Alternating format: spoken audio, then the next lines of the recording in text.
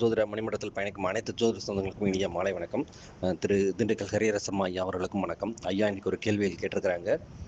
அதாவது ஜோதிடத்தில் முடக்குங்கிறது 3 வகை: அபய முடக்கு, பொருளாதார முடக்கு, வாழ்க்கை முடக்கு அப்படின்ற ஒன்று இருக்குது.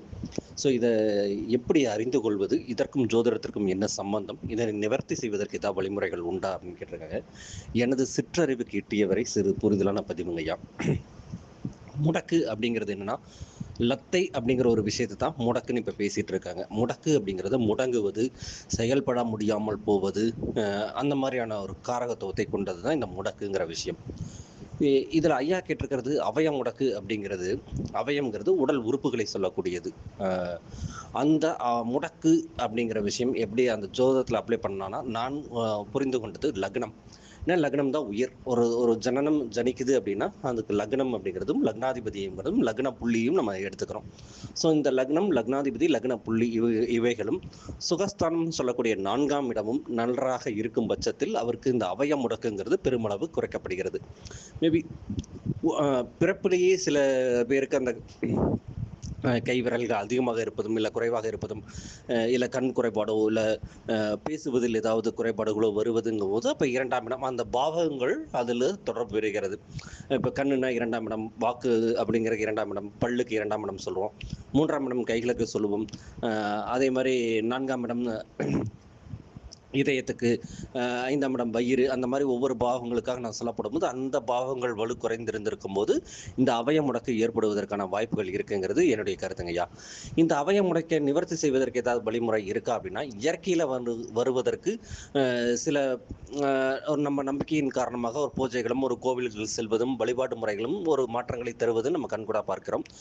இடைப்பட்ட காலத்தில் ஏதாவது ஒன்று வருது, ஒருத்தர் நல்லாவே ஜனனம் செய்திருந்து அவருக்கு இடைப்பட்ட காலத்தில் அவயோக திசைகள் நடந்து அந்த நேரத்தில் ஏழரசனியும் அஷ்டமசனியும் அந்த மாதிரி ஒரு விஷயமும் நடந்து கோட்சார ரீதியாக அன்னைக்கும் அவருக்கு ஏதாவது ஒரு சந்திராஷ்டமம் ஆகி ஒரு ஆக்சிடென்ட்டோ ஒரு மாதிரி விஷயங்கள் ஏதாவது நடந்து அந்த காலகட்டத்தில் அவய முடக்கு ஏற்பட்டு ஏதாவது உடல் உறுப்புகள் ஏதாவது பாதிக்கப்பட்டதுனால் சில உறுப்புகளுக்கு செயல்படுவதற்கும் மாற்று செய்வதற்கும் வாய்ப்பு இருக்குது, சில உறுப்புகளுக்கு பண்ணுவதற்கான வாய்ப்புகள் குறைவாக இருக்கும். அதற்கு இறைவன் தான் நம்ம கதியை. எல்லா விஷயங்களுக்கும் 3 முடக்குகளுக்குமே இறைவன் தான் நம்ம வழிபாடு செய்யணும். அவரைத்தான் நிச்சயமாக கடைபிடிக்கணும், அவரைத்தான் பின்பற்றணுங்கிறது என்னுடைய சிறு கருத்துங்க ஐயா. 2வது கேள்வியாக பொருளாதார முடக்குன்னு சொல்லியிருந்தீங்க. இந்த பொருளாதார முடக்கு அப்படிங்கிறது நான் பார்க்கிறது ஜோதிடத்தில் 2ஆம் இடம், 6ஆம் இடம், 10ஆம் இடம் மற்றும் 11ஆம் இடம். இந்த 2ஆம் இடம்ங்கிறது பொருளாதாரத்தை சொல்லக்கூடியது. ஏன்னா காலபுருஷன் சுக்கிரனோட வீடு. அப்போ சுக்கிரன் பணத்தை குறிக்கக்கூடியவர், குருவும் பணத்தை குறிக்கக்கூடியவர் தான், சந்திரனும் பணத்தை குறிக்கக்கூடியவர் தான்.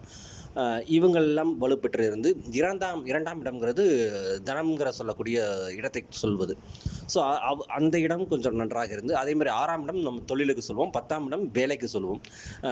அப்போ இந்த 2, 6, 10ஆம் இடங்கள் அதுவும் நன்றாக இருக்கும் பட்சத்திலும் 11ஆம் இடம் சேமிப்பு சொல்லக்கூடிய இடம், லாபத்தை சொல்லக்கூடிய இடம், இந்த இடங்கள் நன்றாக இருக்கும். அதே மாதிரி சனி பகவான் இதற்கு முக்கிய காரணமாக வருகிறார். ஏன்னா 10-11க்கு சனி பகவான் காலபுருஷ தத்துவப்படி 10-11க்கு சனி பகவான் ஒரு முக்கிய காரணம். அவர் ஜீவனக்காரனும் ஆகிறார். அப்போ தொழிலுக்கு அவர் உத்தியோகக்காரன் சொல்கிறோம், கர்மக்காரகன் சொல்கிறோம். ஸோ அதன் அடிப்படையில் இந்த இடங்களும் இந்த பாவங்களுக்கு கூடிய அதிபதிகளும் நன்றாக இருக்கும்போது அந்த பொருளாதார முடக்கு என்பது குறைவாக இருக்கும். இந்த பாவங்கள் அடிபட்டு இருக்கும்போது இந்த பொருளாதார முடக்கு வருகிறது. இதை நிவர்த்தி செய்வதற்கு என்ன செய்யணும் அப்படின்னு பார்த்தோம்னா, என்ன சொல்றது, பூஜைகள், ஹோமங்கள், யாகங்கள், அன்னதானங்கள், இந்த மாதிரி ஏதாவது ஒரு சிறு சிறு வாழ்வியல் பரிகாரங்கள் செய்வது கண்டிப்பாக இறை நம்பிக்கை எல்லா விஷயத்திற்கும் கை கொடுக்கும்.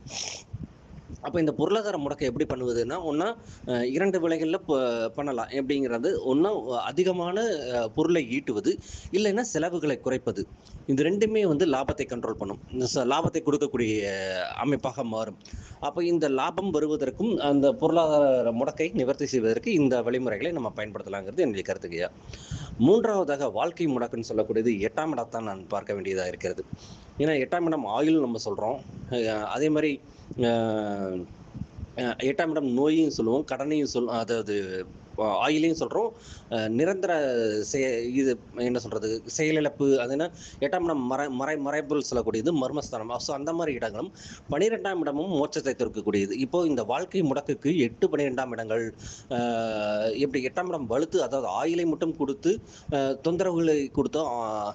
5ஆம் இடம் வலு குறைந்தா இருக்கும்போது இந்த பரம்பரை வியாதிகளோ இந்த மாதிரி ஏதாவது வந்தோ ஏதாவது இது பண்ணியோ வாழ்க்கையை முடக்கி விட்டுரும். அதாவது உயிர் மட்டும் இருக்கு, நித்திய கண்டம் பூர்ணாயுசு நம்ம சொல்லுவோம். அது மாதிரி வாழ்க்கையை கொடுத்து வாழ முடியாமல் செய்வதற்கான வாய்ப்புகள் ஏதாவது கொடுத்து விட்டுருமோ அப்படிங்கிறது இந்த வாழ்க்கை முடக்காக நான் புரிந்து கொள்கிறேங்க ஐயா.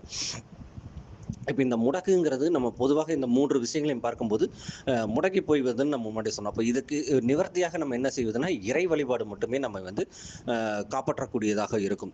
ஸோ நம்ம முயற்சிங்கிறது ஒரு முக்கியம். ஏன்னா இந்த 3ஆம் இடம்ங்கிறது நம்ம முயற்சி ஸ்தலம் சொல்கிறோம். அப்போ அந்த ஜாதகத்தில் அந்த லக்னம் அதாவது நம்ம ஐயாவுடைய வழிபாட்டின் பொருள் 1 5 9 நல்லா வலுவாக இருக்கும் பட்சத்தில் மற்ற பாவங்கள் துணை கொண்டு இந்த வாழ்க்கையை கடப்பதற்கு இறைவனும் ஆசீர்வதிப்பாருங்கிறது என்னுடைய கருத்தாக இங்கே பதிவு செய்கிறேங்க ஐயா.